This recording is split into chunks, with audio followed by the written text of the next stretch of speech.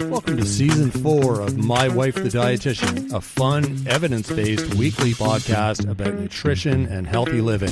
Today we're talking about one of Mother Nature's most perfect foods, eggs. Tune in to hear how to use them, why they're so nutritious, and why it's so important to use the white and the yolk. Enjoying the show? You can help others find it and enjoy it too by giving us a 5-star rating or review. If you feel like reaching out to us with a question or comment, you can send us an email at mywifetherd@gmail.com. And don't forget to visit our website at mywifethedietitian.com, as well as our social media pages. We're on Facebook, Instagram, and YouTube. Enjoy the show. Welcome to My Wife the Dietitian. Hello, Sandra. Hello, Rob. How's it going? I'm good. How are you? I'm doing well. Good. Which came first, the chicken or the egg? Oh, that question again. Again? Well, it's the age-old question. I mean, you know. Yeah. I'm going to say the egg. How about that? I'm just going to answer it once and for all. The egg came first. Yeah. Okay. If you want to debate me, you can email me at mywifetherd.gmail or whatever Anyway. No, say it again. At mywifetherd@gmail.com. In case someone's listening and they're... In case someone's listening. And they have to write it down or something. Yeah. You can debate me on that if you want. Yeah. Well, we're going to talk about the egg. Oh, okay. Not the chicken at this point. No, maybe next week we'll talk about the chicken because the egg came first. So that's why we're talking about it. I do know that a lot of the clients that I see eat chicken and broccoli. Brickin'. Is that what it's called? No. It's just that it's very common. You know, it's almost like a standard meal. It's like the go-to chicken and broccoli. The go-to healthy meal. It seems like it, right? Yeah. But okay, we'll talk about that another time. The thing is, though, a lot of people don't eat eggs or won't eat many eggs, or they separate their egg and only eat the white. Mm-hmm. Why is that? That's a total thing, right? And it comes from, like, I want to say the fitness industry without pointing fingers, but I have a feeling it's like when people start working out and going to the gym, they think they need to stop eating egg yolks. Mm-hmm. Exactly. So where does that come from? Well, it's definitely part of like the diet culture, probably from Weight Watchers. From when did it start? 1966. Mm-hmm. And just that I think it started before the egg. What came first, Weight Watchers or the egg? We'll do an episode on that, right? Yeah, I think that's required. Yeah. No, the egg yolk is good for you. Well, that's what I thought. It's part of the package. Mm-hmm. It's actually really good. And it's the pretty part. Yeah. So it makes your eggs look good. Yeah, it's one of nature's most perfect foods, and it's packaged perfectly. It's when you crack an egg, that's the part that you get excited about. If it's got a really nice looking yolk, you're like, ooh, look at that. That looks like yum. Yeah. You know, it's kind of weird that you toss that aside and don't even use it. I know. And I think people think, well, protein, right? Protein. We got to have eggs for protein. But the whole egg is more important because you're getting some really vital nutrients from in the yolk. Mm-hmm. Like as you said, that's the color. That's the pretty part. That's the choline. You don't get choline in the white part of the egg. No. And choline is really important for acetylcholine in our brain. It helps prevent dementia. And isn't it like, I don't know if it's the only place you can get choline, but it's one of the main places you can get it, isn't it? Yeah, you got it. Right. Yeah. So if you're removing that part, then where are you getting your choline from? That's what I want to know. That's right, because it is hard to get, and especially in pregnancy. So women who are pregnant or breastfeeding, their needs go up for choline. Oh, is that right? Yeah. And it's difficult. I mean, eggs like fish are brain food. Mm-hmm. Like the whole egg. Yeah. Not just the white. Right. That's food for your muscle. Egg yolk is food for your brain. Well, it's all good for everything, I guess, right? Yeah, the whole egg. And do you know how many nutrients are in the whole egg? Lots. 15 vitamins and minerals. Holy. I know. Packed in that little shelly oval ball of goodness. Yes. So good for us. And we did an episode on the scrambled facts about eggs, episode 29. Mm-hmm. And I list a few of the ways you can make eggs. Right. Yeah. And that's why I want to talk about it today in terms of like eggs, not just for breakfast. No, exactly. And that's kind of the other thing with eggs too. And maybe that's why we're talking about it. But I think traditionally people just think eggs are eggs and bacon or omelet and that's it. Mm-hmm. But yeah, there's so many ways you can incorporate eggs into your day. Yeah, absolutely. A few more little nutrition tidbits about the egg. Okay. Do you remember we did eye health way back? Way back. So eggs are one of the best ways to get lutein. Do you remember lutein? Yeah. We've talked about lutein a lot. It's in the eyes, retina, and the macula, and it filters the blue wavelengths, and it's super important for eye health, for protection of your eyes. So lutein and zeaxanthin. Okay.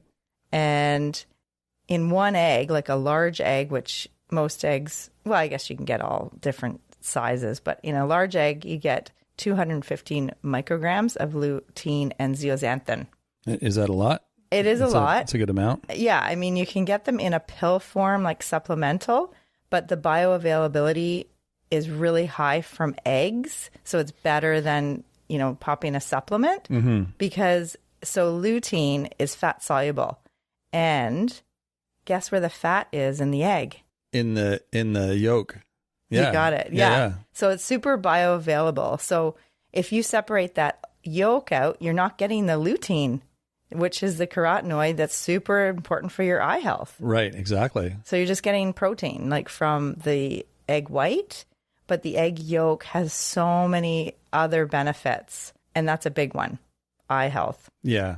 And if you put eggs and spinach together, you get a really good bang for your buck for your eye health because spinach has some lutein in it too. Yeah, and that's a great omelet. Eggs and some feta and spinach. Yeah. A little bit of onion. Bang. There you go. That's one of the It's like a classic omelet, right?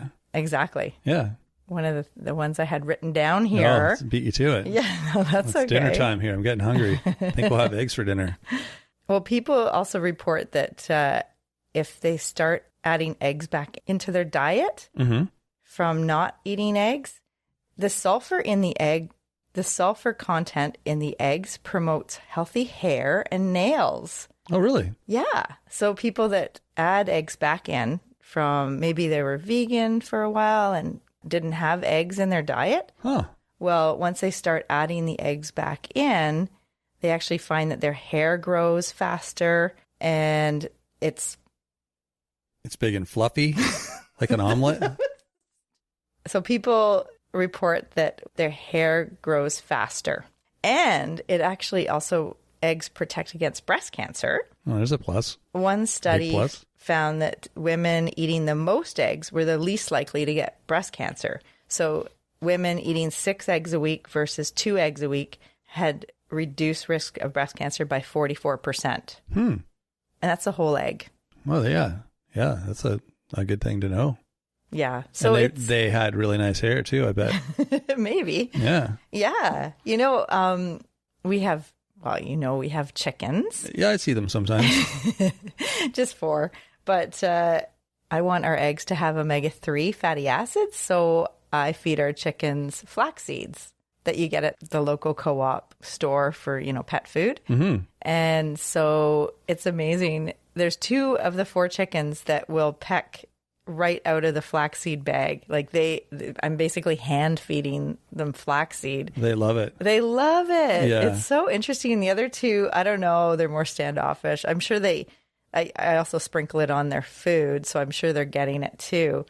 But it's interesting because when you get omega-3 rich eggs in the grocery store, it's because the chickens are either fed the flaxseed and or they're free range. So they're like roaming free and they're eating more dirt.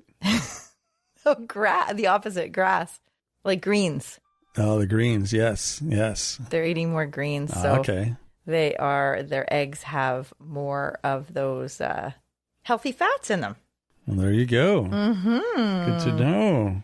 And the quality of the protein in eggs, 3 of 4 scientific scales for protein quality used in the past few decades have found that eggs consistently score higher in quality of protein, beating out milk, beef, whey, and soy. Really? So the scales I'm talking about, 3 of the 4. So protein efficiency rating scale, the biological value scale, the net protein utilization scale, all have eggs beating out beef, milk, whey, and soy.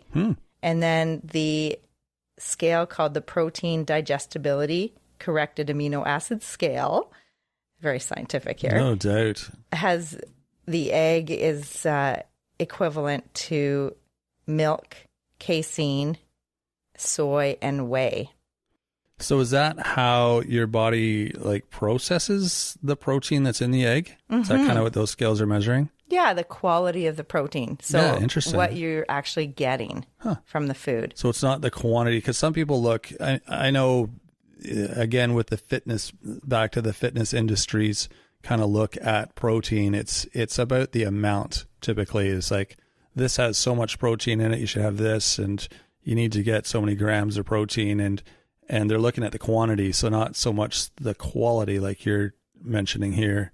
Right. And variety is the spice of life. Absolutely. I always say that. You could even like clip my voice out and put that somewhere, because it's so true. You know, variety is the spice of life. So Sandra answers so many questions about nutrition with that. And I've learned that, like, it makes sense to me now, because I always thought she was just kind of blowing off the question, but it actually makes sense once you understand it. And it really, it does cover so many nutrition questions that people have, you know, and if you sort of have that as your golden rule with when it comes to sort of basic nutrition, it can help a lot.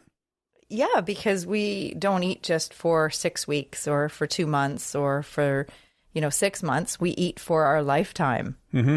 And so we need to remember that food variety is really important, so that we have versatility and diversity of our foods. That's probably why I eat a lot and so much variety in my diet. Yeah. Because you encourage that. Yeah. And so variety with eggs too, so that's why I wanted to bring this up and talk about different types of eggs or egg dishes. So can we just talk about briefly what the egg does in baking? Like, what's its function? Yeah, I'd like to know that. Yeah, because there's a reason that egg is used a lot in different bakery items. I think some of this stuff I've only learned recently, believe it or not. Okay, tell me. Partly because I don't bake, so that I've never. So yeah, I don't think I ever really understood the purpose of an egg in baking, other than I know it makes things fluffier. Fluffier. Okay. But so what's another word for fluffy? It makes it rise? Yeah, leavened. Oh, yeah. See, I don't know that. Well, that's fluffy, leavened. I've heard that word, but I didn't know what it meant. So if you didn't put the egg in, it would be bad. It wouldn't work. It wouldn't rise. It wouldn't leaven or get leavened or whatever. Depending on the dish. Okay. But we'll talk about it. So it does serve a pretty critical role then. Yeah, absolutely. Yeah. Okay. Yeah. So that's actually one of the things. It leavens. So egg traps air during your whipping. The whipping of the egg. Oh, really? Yeah. So that contributes to the rising in the cakes, the soufflés, the meringues. That's cool. We have a little story about the meringue, right? And the egg whites that you would whip to make the meringue. It's a light and airy texture. Oh, interesting. Do you remember we were doing that? Oh man, I've put that out of my I blocked that from my memory. My arm's still sore. Well, okay, because we were doing an experiment, and it wasn't with eggs. Sandra was doing an experiment, and I offered some assistance. She took advantage of me. It worked out. So tell the story then. You can't leave people hanging. They're like, what are you talking about? She took advantage of them. I want to know more. Okay. For an hour? Whoa. Sandra. Yeah, it took a couple hours. It was a couple hours of Sandra taking advantage of me, and my arm is sore. So, okay, we need to know the details here.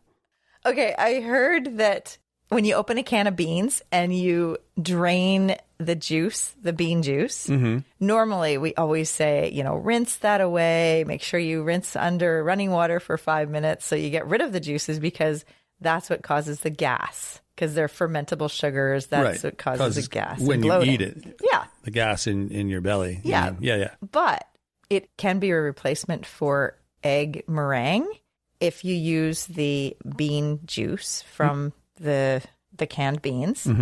So I saved that, and then to make meringue, it's a whole different episode that we'll do. But so I started whipping it to see if it would work. And you have to put a little bit of acid, like lemon juice, and a little bit of sugar. So it's kind of like a similar process of making egg white meringue. Right. But it was with the bean juice. It was like chickpea or something. And yeah, it took a while. And then we used like we used like the whisk, and then we used the hand blender, and then we used the electric blender.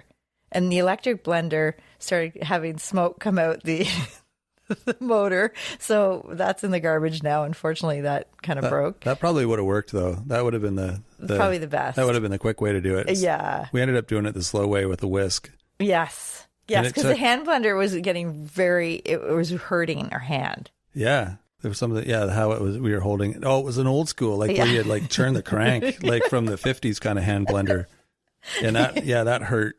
And you love it when I get experimental in the kitchen. Well, I love your passion. I love how excited you get about things. And it's like, like when then someone who's like on a mission and they're going somewhere and they're super stoked, and you're like, okay, I want to get on board with them. I want to go where they're going, because that looks like they're heading somewhere fun. Well, it's almost so that happens to me a lot. And then I end up sitting at the dining room table with a whisk in my hand for an hour and a half, beating a bowl of egg or bean juice.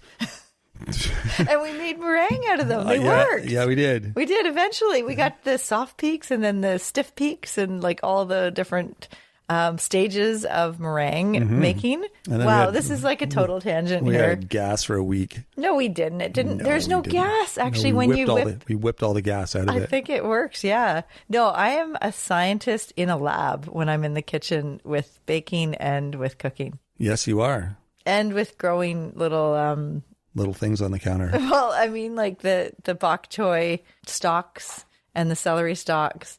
Yeah, and then I just cut those off and give them to the chickens because they love greens and any compost stuff too.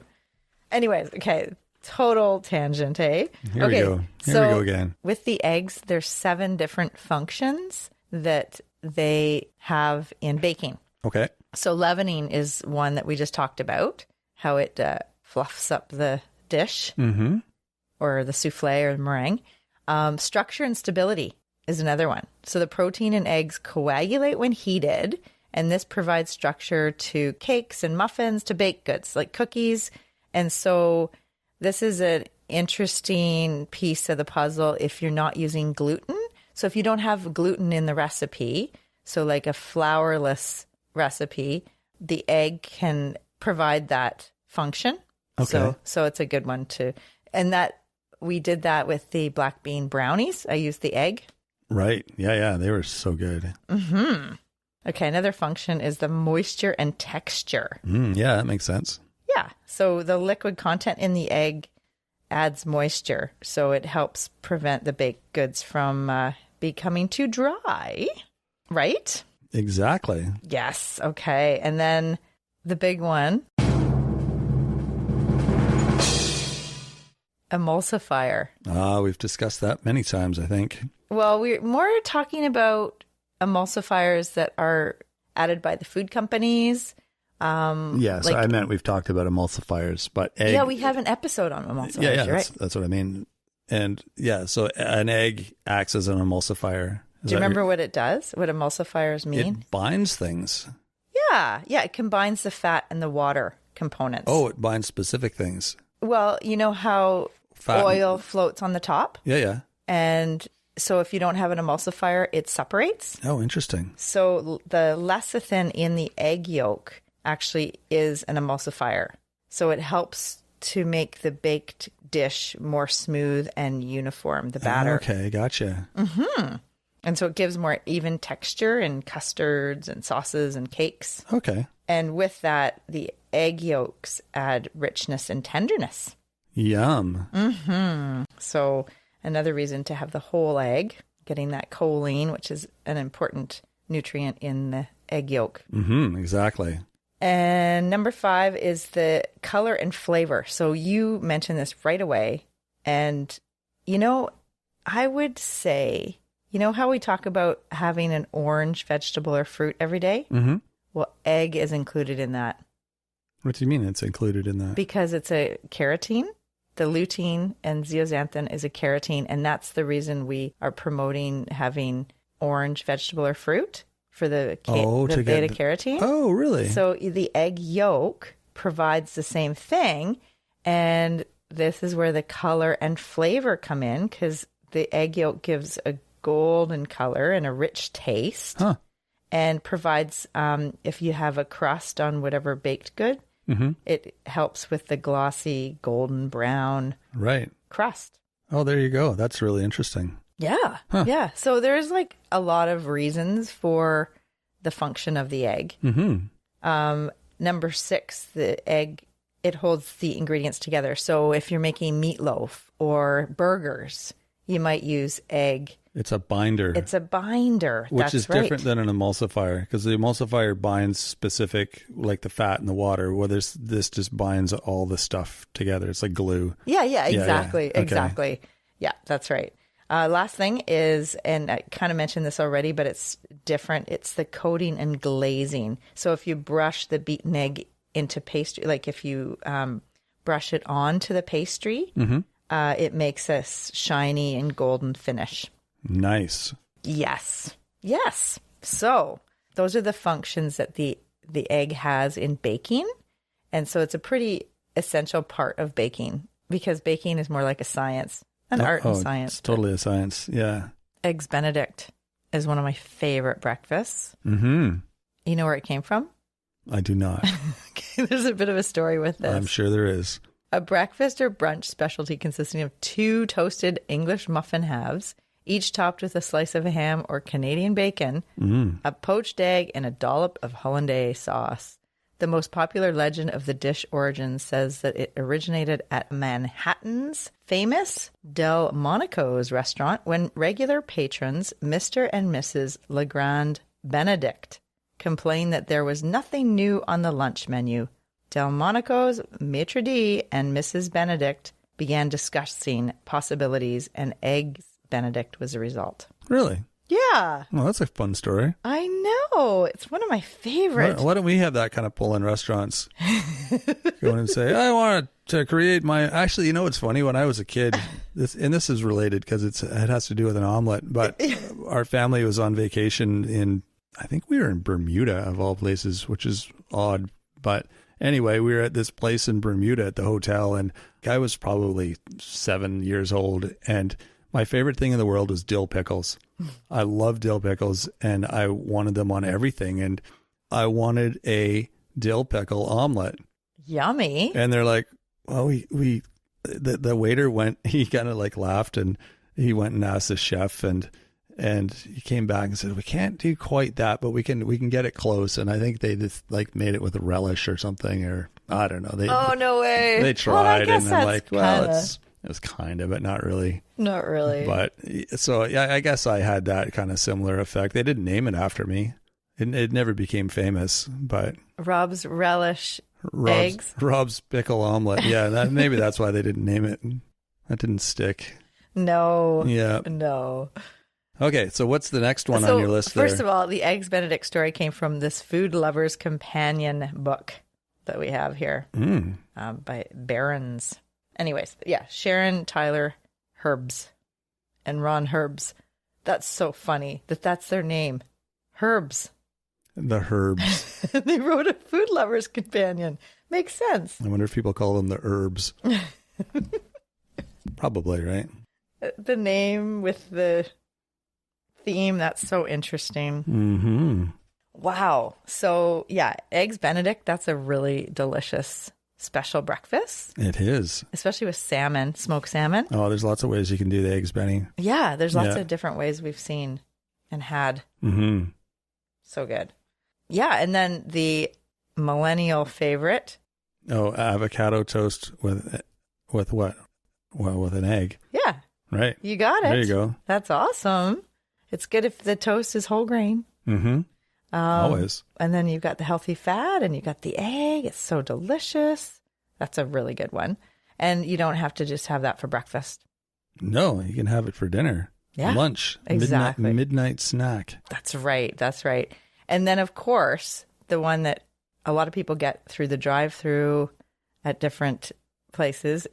Oh, the McEgg? The breakfast burrito. Oh, the burrito. Yeah. Okay. Yeah. So that you can make at home. You sure can. And the trick with that is to make sure you get all the liquid out. Like if you're making scrambled eggs, get all the liquid out, because as soon as you put it in your burrito, it just like drips. Yeah. Yeah. Runny eggs don't work so well for that. No, true, exactly. Actually, they don't even need to be scrambled. You could just make crack an egg in a pan and put a lid on it and let it turn into like a giant egg pancake thing, and then put that on your tortilla. Yeah. Tortilla. Sometimes I'll put them in the little poacher in the microwave. If you guys don't have a poacher, that's like, we use that thing all the time. That's the easiest way to make eggs. And they're like a minute. Yeah. And you've got 2 eggs ready. Sometimes they're all over the inside of the microwave. So, well, yeah, sometimes it'll explode. You got to find the right. Sometimes it blows the door off. So they're a lot of fun. No. Yeah, they're really fun to clean up too. But you got to experiment. Too bad the dog can't get in there. Why is the dog in the microwave? He's just cleaning up the egg. No, you got to find the sweet spot with the time and the power setting. Yes. It's like power setting. What have you found? Well, 6 for the power setting. Mm-hmm. 6 out of 10, right? Or 60%, I guess, on some microwaves. And about a minute and 20 seconds, maybe, minute 30 seconds. What? Yeah. Oh, mine explode at that. Oh, yours? Well, I use different eggs. So you have the same eggs as I do. Yeah, I use those eggs. I just use the egg whites. Yeah, because I've been working out. So, yeah, I'm just joking. Yeah, I don't know. I haven't made them so much with the new microwave. So maybe there's a different sweet spot, but. That's why we had to get a new microwave. I think it is. Because the egg blew the door off. Yeah, we're really selling it here. Yeah, so you should get one of those little poacher things. They're a lot of fun. They keep you busy for hours. Makes your eggs in seconds, but the cleanup is, it's a little different. All right, carry on. Okay. All right. One that we had the other night was so good. I barely remember what we ate last night. You made some. I do remember that now. It's coming back to me. It was really tasty and creamy, but I don't remember what was in it. Oh, it's a whole bunch of stuff. Oh, that's a different time. But yes, the cottage cheese, half a cup of cottage cheese. A friend of mine mentioned this one. It's like cottage cheese and egg pie, which doesn't sound very good. Well, it sounds good to me. But it was like pizza. It smelled like pizza. It was so delicious. Mm-hmm. Do you remember how we made it? I don't. Okay, so got a pie plate and then a tortilla. Right. And just mix in a separate bowl, half a cup of cottage cheese and 5 eggs and some green peppers, mushrooms, tomato, onions, and cheese. Oh, and I actually had a little bit of extra, like cheddar cheese, I think, shredded. And I mixed that all up, and then poured that into the pie plate with the tortilla on the bottom. Mm-hmm. And then you put it in the oven for, I think it was 20 minutes on 350. Oh, wow. The house smelled like we were making pizza. Nice. And then it was so delicious. Mm-mm. And then with some salsa. So good. Yeah. Really creative, too. Mm-hmm. I thought I'd thought of everything. Thank you, Erica. Yes, exactly. That was awesome. Totally delicious. That was a really good. We'll have that one again. It's one of those like easy meals. Mm-hmm. Yeah, exactly. You just pour a bunch of stuff in, stick it in the oven, and come back and eat it. Yeah, and you got lots of veggies. Yeah, exactly. So good. There's a Spanish tortilla, which is potato and egg omelet. and it's a very famous Spanish tortilla. Yeah, that's what Spanish it's called. Tortilla, really? Yeah. It's it's a famous dish, and you can put vegetables with that too. So egg and potatoes that are sliced, and veggies. Yummy. Sounds good. Put that, maybe that'll be the recipe of the week in the newsletter. Yeah, we'll look that up a bit and experiment with it. And maybe you can make it for me. Maybe I'll experiment. That's what I mean. Yeah. That'd be awesome. All right, then. Spanish tortilla. I think I saw that on the Struggle Meals. Yeah. That show. It's a great show. It's a fun one, yeah. The next one, this is interesting. It's a little bit different, but we did an episode on rice recently. So egg fried rice.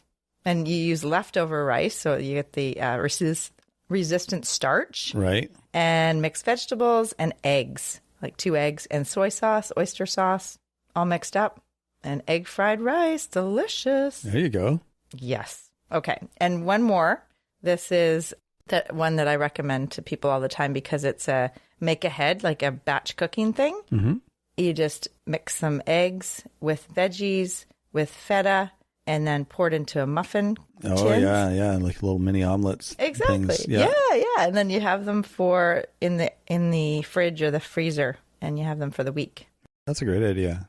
I like that kind of thing. The little snacks, tasty. Exactly, like frittatas. Totally. Yeah, I like it. Yeah, so just some easy egg recipes and ideas, and those will be showing up in the newsletter in the upcoming weeks. There we go. Yeah. Well, thanks for sharing all of that. Check out the website if you haven't been there. We've got lots of stuff going on there. We've got a free page now too. That's a new thing we've added. It's mywifethedietitian.com. Lots of great blog articles, newspaper articles, all sorts of different things. So you peruse that in your free time while you're snacking on your new eggs. You okay there, Sandra? If you have questions for us, feel free to email us, mywifetherd@gmail.com. I love answering listener questions. We do it all the time. You can also find us on Facebook, Instagram, and YouTube. Feel free to reach out to us there as well. If you like the show, rate and review. That's super helpful for us. Helps other people find it. You can also share with your friends or just one friend. That's all it takes. If you like the show, let them know that they might like it too.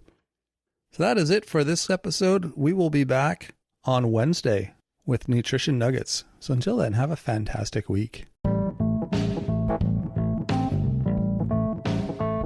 Thanks for joining us today on My Wife the Dietitian. If you like what you heard, don't be shy. Leave us a comment or review, and be sure to share our podcast with your friends. If you'd like to hear more, hit that subscribe button. You can also follow us on our social media pages for updates, episode trailers, and other odds and ends. For more info and links on what we discussed on today's episode, check the show notes. We'll be back next week with another informative and fun-filled episode.